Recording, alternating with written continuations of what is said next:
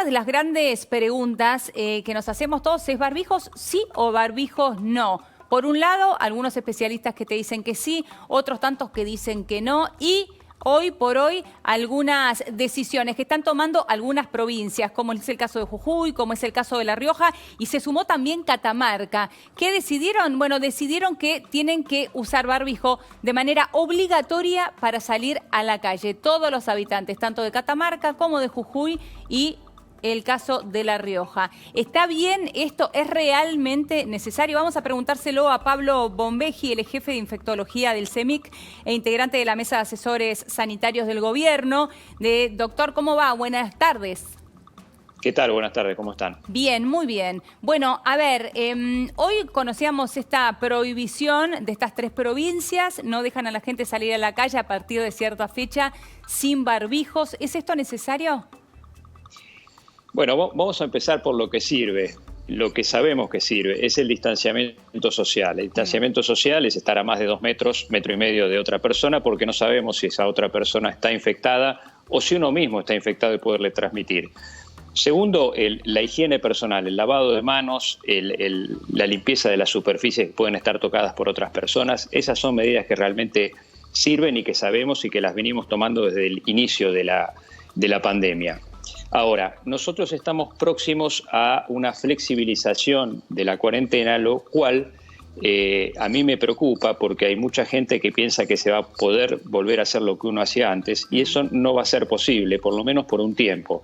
Entonces, tenemos que ser muy cuidadosos con el retorno a actividades de algunos grupos que puede pasar a partir de la semana que viene, yo no lo sé. Sí. Y en ese sentido, recientemente la Organización Mundial de la Salud, ahora este viernes, y el Centro de Control de Enfermedades de los Estados Unidos han comenzado, en base a algunas evidencias, a permitir el uso de barbijo en la comunidad en ciertas circunstancias. ¿Sí? ¿Cómo cuáles? Como cuando el distanciamiento social uno no lo puede mantener. Es decir, cuando uno va a estar muy cerca de otra persona y va a interactuar con otras personas con las cuales desconoce el estado de enfermedad y a su vez, como decía antes, uno mismo desconoce si está infectado, los cobertores o barbijos caseros de alguna forma pueden frenar la diseminación del virus a través de las gotas de saliva. Doctor, ¿esto podría ser en el caso de el transporte público? ¿Cuando uno tiene que viajar en transporte público? Bueno, el transporte público justamente es una de las situaciones que a mí personalmente me preocupa más porque es una situación de mucho hacinamiento en lo habitual. Esperemos que con la flexibilización gradual de la pandemia esto no ocurra, pero bueno, es una situación donde puede haber personas en una distancia que no permita hacer el distanciamiento social. Claro. En ese caso yo querría destacar que los barbijos quirúrgicos que escasean en los hospitales y en los centros médicos son esenciales para que el equipo de salud siga atendiendo a toda la gente que tiene síntomas y se enferma. Entonces, ese insumo, que es el barbijo quirúrgico y otros más sofisticados, como se llaman N95, deben estar dirigidos a los centros hospitalarios, a los lugares de atención de los pacientes, que son los que le van a brindar atención a la comunidad. Ahora, doctor, perdón, es crucial esto que está diciendo usted. Usted dijo recién una palabra clave, escasean estos barbijos. Escasean y son necesarios para el personal de salud, que es fundamental que tengan estos barbijos. Sin embargo, uno ve casos de, estos gobernadores que exclusivamente hablan de barbijos en algunos casos. Hoy veíamos al gobernador Morales, que de hecho lo hizo también a través de la red Twitter, pidiendo que utilicen barbijos, hablando de la obligatoriedad de utilizar barbijos. Eso lo que hace es obviamente que toda una población salga desesperada a buscar barbijos para poder salir a la calle. Bueno, hay que ver a lo que se le denomina barbijo, porque el barbijo quirúrgico es una cosa, el barbijo de alta eficiencia es otra, los cobertores que cubren nariz y boca son otras cosas. Entonces, tal vez lo que haya que aclarar en esos lugares, aclarar bien el término, porque barbijos quirúrgicos son los que se usan en los centros hospitalarios y realmente no sobran y hay que dedicarlos y destinarlos a esos lugares. ¿Y el cobertor qué sería? ¿La máscara? El cobertor son telas de algodón prensadas que disminuyen la de alguna forma el pasaje de partículas no tiene la eficiencia de los barbijos de esta eficiencia, pero brindan una protección adicional y se usan como máscaras colocadas como un barbijo, pero no son barbijos desde el punto de vista de la definición. Está bien. Estos también que se han visto en este último tiempo, que se hacen de manera casera, ¿a eso se refiere? Claro, esos son los barbijos o cobertores caseros. Lo que pasa es que a veces el término por ahí se confunde y uno piensa en barbijo y piensa en el barbijo que usa el cirujano en el quirófano, que son los que se están usando en los hospitales, que eso es a lo que yo me refería antes. Claro, está bien. O sea que una persona que tiene que salir y tomarse un transporte público, más allá de que uno cree que una vez que empiece el deshielo de esta cuarentena no vamos a ver el nivel de hacinamiento en el transporte público al cual que veíamos habitualmente, sí va a ser como el tiempo justo anterior, digo, a la cuarentena. La gente viajará sentada, pero igualmente está a una distancia corta de gente desconocida. Entonces, en esos casos, sí, la recomendación es que se usen barbijos caseros o las máscaras de plástico que también hemos visto que se hacen también de manera casera, y que el resto de los barbijos se dejen entonces para la gente del servicio de salud.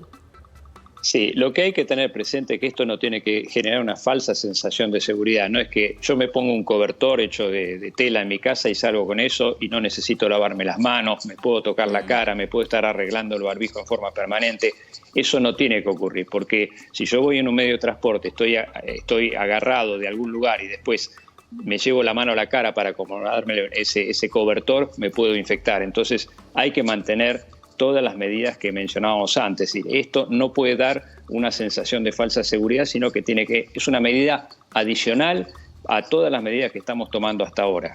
Bien. Ahora, doctor, quería preguntarle por otro tema también. En lugares como en Corea del Sur y en Estados Unidos se está haciendo lo que se llama la prueba del vinagre, así lo llaman, tanto en Corea del Sur como en Estados Unidos, ¿no?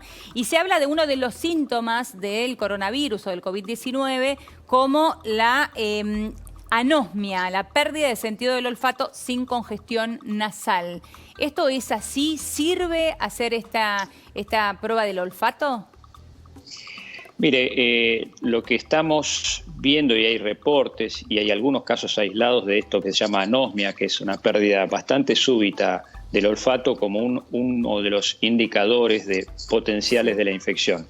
Eso lo estamos viendo y se está analizando, y posiblemente hay distintas, digamos, los otorrinolaringólogos saben muy bien, o los neurólogos muy bien, cuáles son las pruebas médicas que se pueden hacer al respecto, pero lo que han referido los pacientes que lo han tenido es que es una pérdida bastante súbita, aguda, del olfato. Entonces, esas observaciones o la forma de medirlos hay distintas, pero potencialmente es un signo que seguramente en breve se incorporará como parte de los signos que hacen sospechar la enfermedad. Por eso se hace esta prueba del vinagre. Entonces, una persona que haya perdido el olfato sin tener, insisto con esto, sin tener una congestión nasal y de manera súbita, como bien explicaba usted, para no generar tampoco pánico, ¿no? Digo, alguna persona que hoy está teniendo el sentido del olfato un tanto disminuido, no quiere decir que tenga esto.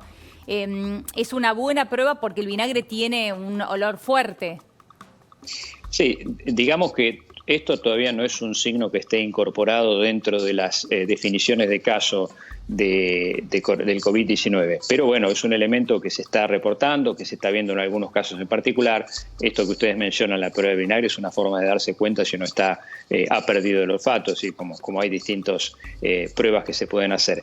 Por ahora no es uno de los síntomas que definen la enfermedad, pero a medida que tengamos más evidencia seguramente se va a incorporar como parte de los síntomas con los cuales un paciente puede presentar esta enfermedad. ¿Se han sumado nuevos síntomas, doctor? Digo, porque como todos somos nuevos en esto, ¿no? Desde el comienzo uno lo que hablaba, y ya sabemos todos, es la cuestión de la fiebre, presentar fiebre, dificultad al respirar, dolor de garganta.